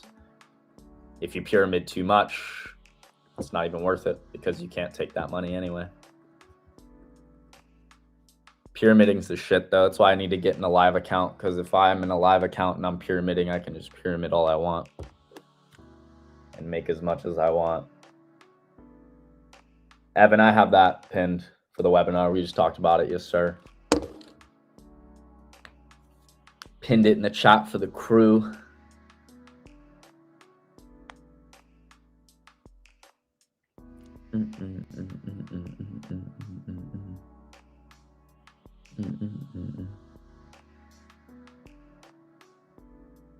And define consistently, Kate. If you're saying every day, then yeah, you'd be right. I'm not showing up every day and making money. But 2 to 3 times a week, yeah. It's all I want to trade anyway, man. Put myself in the highest probability opportunities. You can trade every day, all day if you want. Like, I get it. But I only want to put myself in the highest probable opportunities so that money stays consistent in the bank account, you know?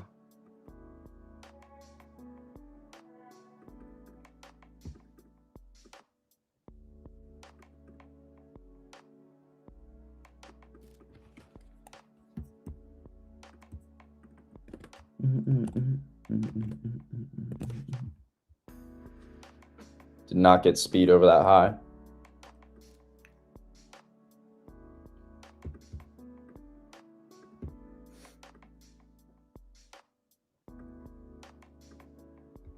Sloppy price action. Can't keep gaps open. It's gross price action there. You're holding it, yes. But in the high resistance liquidity conditions that you're in, it could be a little gross. That's why you run through this, then you run back through it. Not favorable conditions.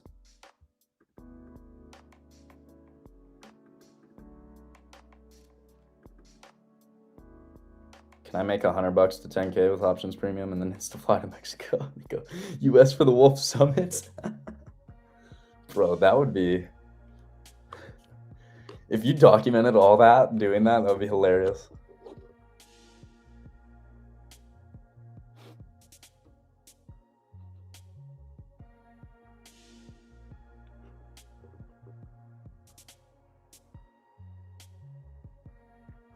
All-time highs tomorrow? Maybe. I don't know if we'd run all that tomorrow, but you know, I could see some of these other previous day highs coming into play. That Monday high, that Thursday high from last week.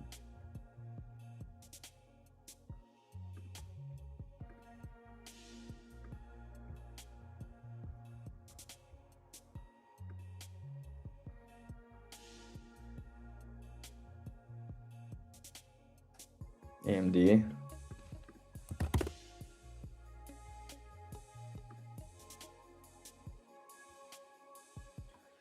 Yeah, I mean,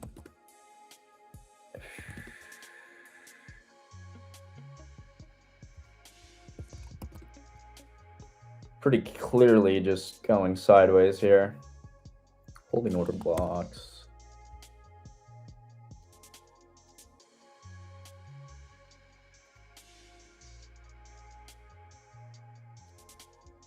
AMD's a little gross, a little sideways. I could see us dropping and faking out a few spots. Like I could see us dropping, filling this gap and trying to bounce from there. I could even see us, it doesn't really look like it wants to try and get here, but if we did drop to this monthly gap, that would be beautiful. Because we'd be actually like sweeping a previous month low. I just can't expect that right now.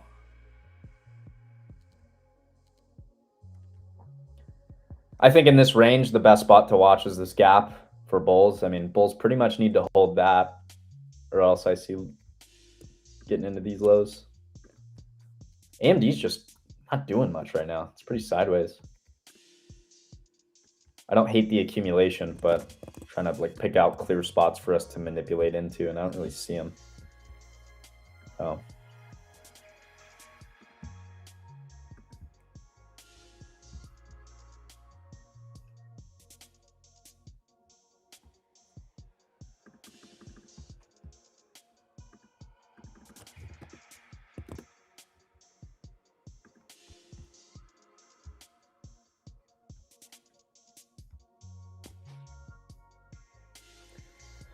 Bro, the trading world is crazy. You can like call live price in front of people, take the trades in front of them, post those trades, take payouts, post payouts, all this different shit. Post fucking bank statements if you want. And people will still be like, oh, fucking fake. You don't really trade. That's why I don't put any effort into proving anything anymore, because nobody believes shit anyway. There's nothing you can do for somebody to believe what you're doing. There's nothing. So why waste any fucking energy on it? Bunch of broke ass people that will never do good in the market with that mindset. So why waste the energy on them? Bunch of fucking low lives. Look at the meta daily candle. Let me take a look. I'm out of water. We need more drip. We need more drip. Hey, appreciate you, Gary. Shout out to you, man. Mita. Dude, that was bounced there. Holy shit. I didn't even notice how big that daily candle was. God damn. See? Fuck. God damn. Yeah, 4.34% on the day. That's only so gnarly because I remember this morning we were trading right here in the 580s, man. Those previous lows. Crazy. Just to reaffirm what I've been talking about all day, look at, you don't get a big move on meta. No big move happens until what? Until the lows got swept. Look at, as soon as those lows got swept, then power comes in. Why is that? It's, again, liquidity. If you're long meta here, where's your stop? Probably the most recent low. Most recent low gets ran. What happens? Runs straight to your target every time. It's crazy.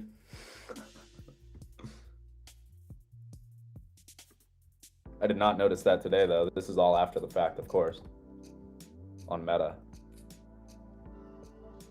But crazy. Wow.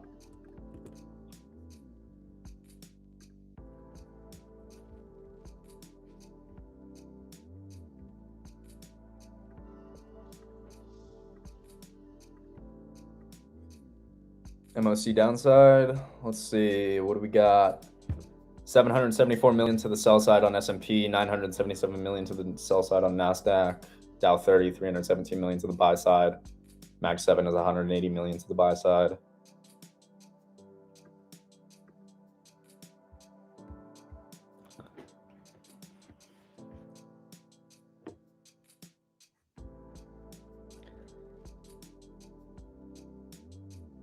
Yeah, that's why I just don't care anymore, Cameron. And the real ones will know when I'm showing my fucking entries, you know that this shit's real. I mean, like, real ones know, man. I'm not gonna waste energy and time trying to convince people that can never be fucking convinced. Bullshit. Could care less.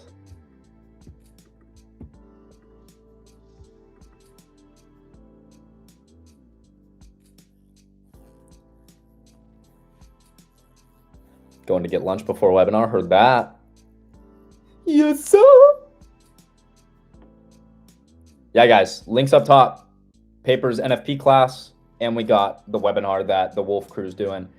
Not the normal Wolf Crew. Other part of the Wolf Crew. Some of the...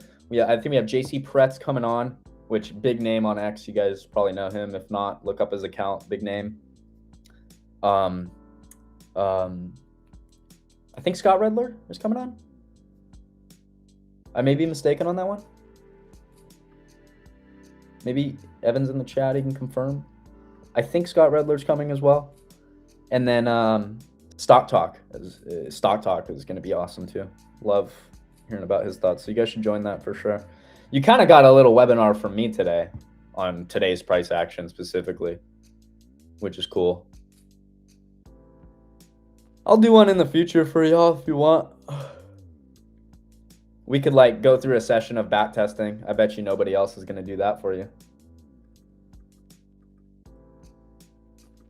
I'll do that for you though. I'll sit in FX replay and back test live trades right in front of you guys. I have a video. If you guys want to see something like that, I have a video on my X already of me doing that from YouTube. It's a video. There's basically like no cuts in it or anything. So you can like, and I asked in the video, you can see me. I asked Siri to give me a random date. So, you know, I'm not like choosing, I'm not like going back to a day of trading that I remember exactly how it traded or anything. I pick a random date. I let Siri pick a random date for me. I go and I just trade that day. And dude, like, it baffles me that people won't do that. And to me, that just says a lot about their trading. If you won't do that in front of people, that just says that you don't really trade. That's why I also always show my entries, even though I know I usually trade in the mornings and I'm not on here until later. So I can't actively live trade in front of you guys. If I was on stream, I would. That's why I show all my entries, because why wouldn't I? I don't get why people don't show that shit, dude. It's stupid. Probably because most of the time they have too many entries on the chart. It looks so gross, but I trade once a day, if that, so.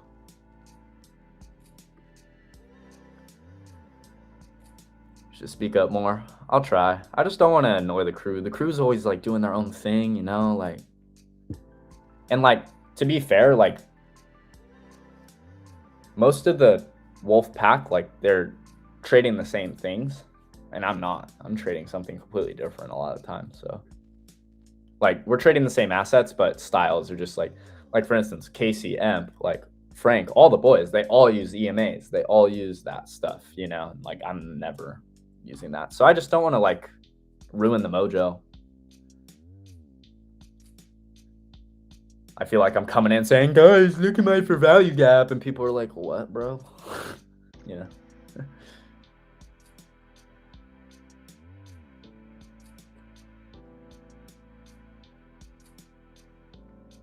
Guys, it doesn't matter how you trade. Like, find whatever works for you. I'm not trying to convert anybody. Trade how you want. I just, again, you guys heard me earlier. I like to know why things are happening. I want to know the engineering of, like, behind moves. Why things are actually moving the way they are. Why are we accumulating right now? Like, why did this move happen specifically at 10 o'clock? And why almost every day that we get a reversal early in the morning, is it happening around 10 o'clock? Why is that? Well, it's because that's macro time. From 9:50 to 10:10, that 20-minute window is the time where big orders are going off, right? Big orders in anticipation of the 4-hour candle that's opening at 10 o'clock, right? I wouldn't know any of this shit if I didn't actually look that way and look into this stuff, right? But then I realized, oh, if I just know where the 4-hour candle is going, I'm good. I'm never worried about this lower time frame point of confluence that's going against me, because I know the bias on the higher time frame is this, right? The objective is this.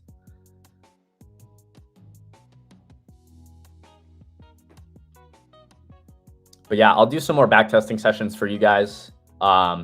If you want to see one right now, go to the YouTube channel. Just go to the video section of the Wolf Trading YouTube channel right now. And it's the video. I'll just bring it up for you. Make it easy. It's this video, guys. So this video right here, this strategy. This is one of the styles like I use in ICT. It's a good model. It's a really good model.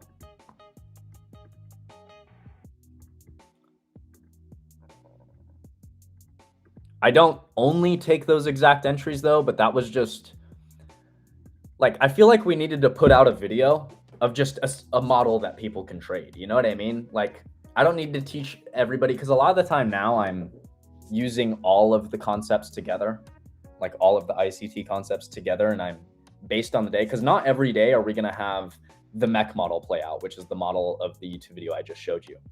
Like, not every specific session is it going to play out that way. Sometimes we have a like a 2022 ICT model day. Sometimes we have like a 2020 ICT model day, which these are just the models he came out with at those certain years. And like, sometimes that day is different. So I just try and have all those models in line depending on which day it is.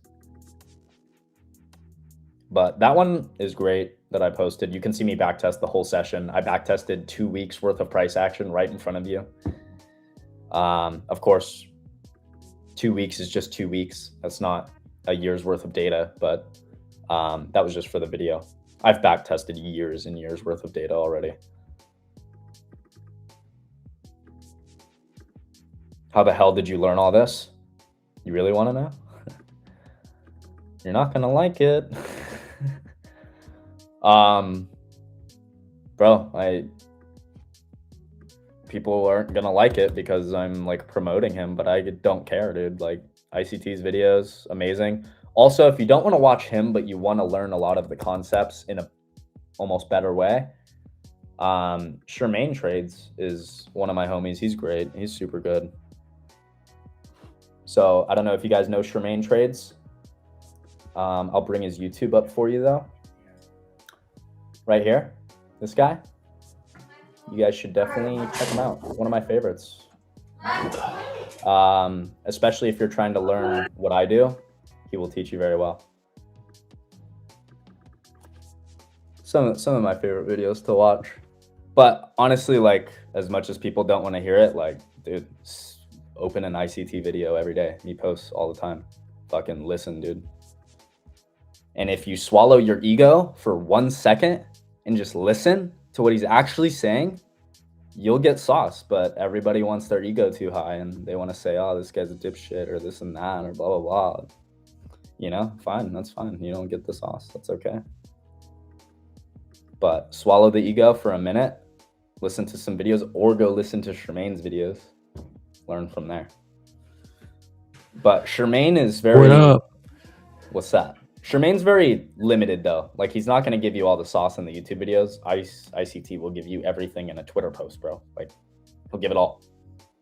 Charmaine's going to keep things a little more dialed down because he wants people in his room.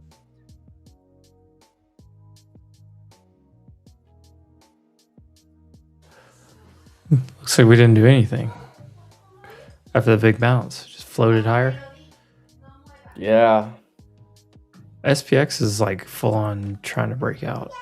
It's so close. I wish I held that long, but his his YouTube is Inner Circle Trader, ICT. Did the bell just ring? Yes. I got here just in time to say hi and bye. Yeah. See you guys on the webinar. What time is it? It's starting up here soon, right? I have no idea. Thought it was I like 1:10. just walked in or and sat something. down. I have no idea.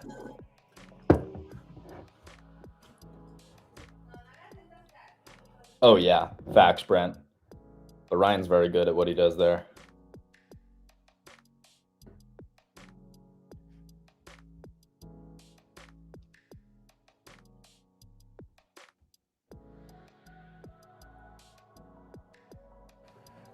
All right, I'll see you guys on the webinar.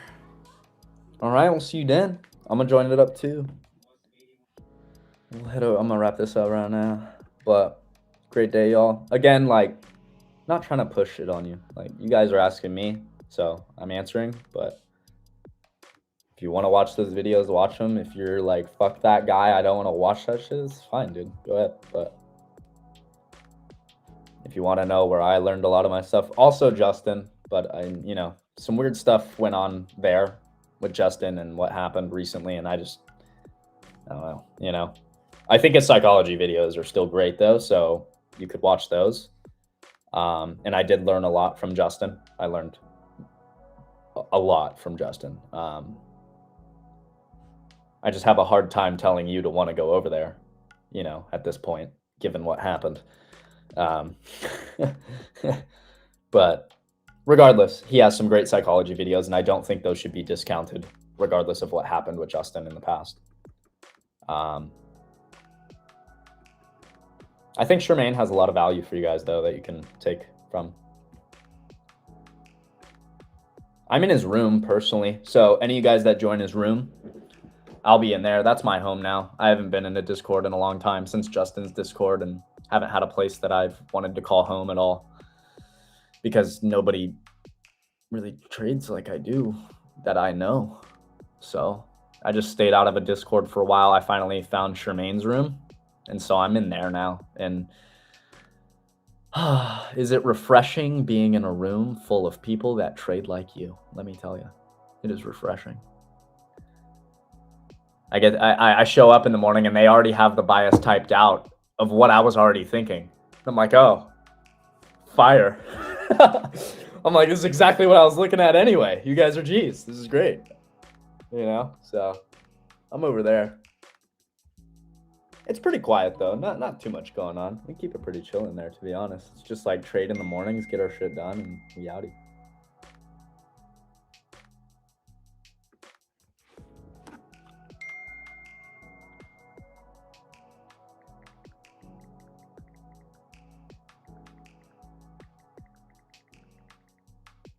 All right, guys, I'm going to post this link one more time for you. Make it easy. I'm literally just going to go join this webinar right now, and I'm going to hang out there. I'm not going to be speaking much, so if you want more sauce from me, you're not going to get it there, unfortunately. But, all you guys got to do is ask, and I'll give you all the sauce you want. So maybe we do a webinar of just Jordy, or maybe just like Jordy and Ryan or something in the future. And we'll see that. Is it 7:30? Is that when it's starting? Is it 7:30, guys? If it's 7:30, I'm gonna grab a bite to eat and then.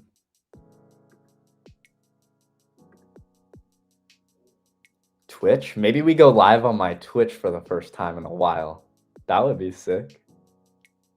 Maybe we do that. If not, I'll just be live on here and do a webinar in the future. Oh, it starts in 10 minutes. All right. Well, guys, you know where I'm going to be in 10 minutes. I'm going to be over on the webinar just trying to soak up some value from the boys. I won't be speaking. I'll probably just be hanging out. But we'll be on stream tomorrow, gents. So, and I'll go through what I do best every morning live. We'll see if we get some good trades, man. I've had a shitty week. Like, I'm red this week.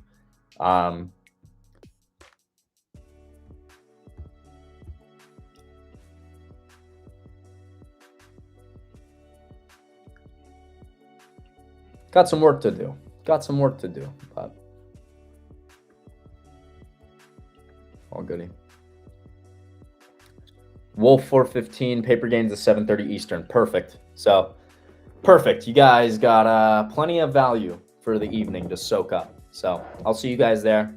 Everybody, have a great time. If we don't see you on the webinar, we'll see you bright and early tomorrow. Tomorrow's Friday, so no spaces. We're only going to be on the stream. We'll be here bright and early. I know we usually start at like 9:30. I might come on and start earlier. I hate starting at 9:30 personally.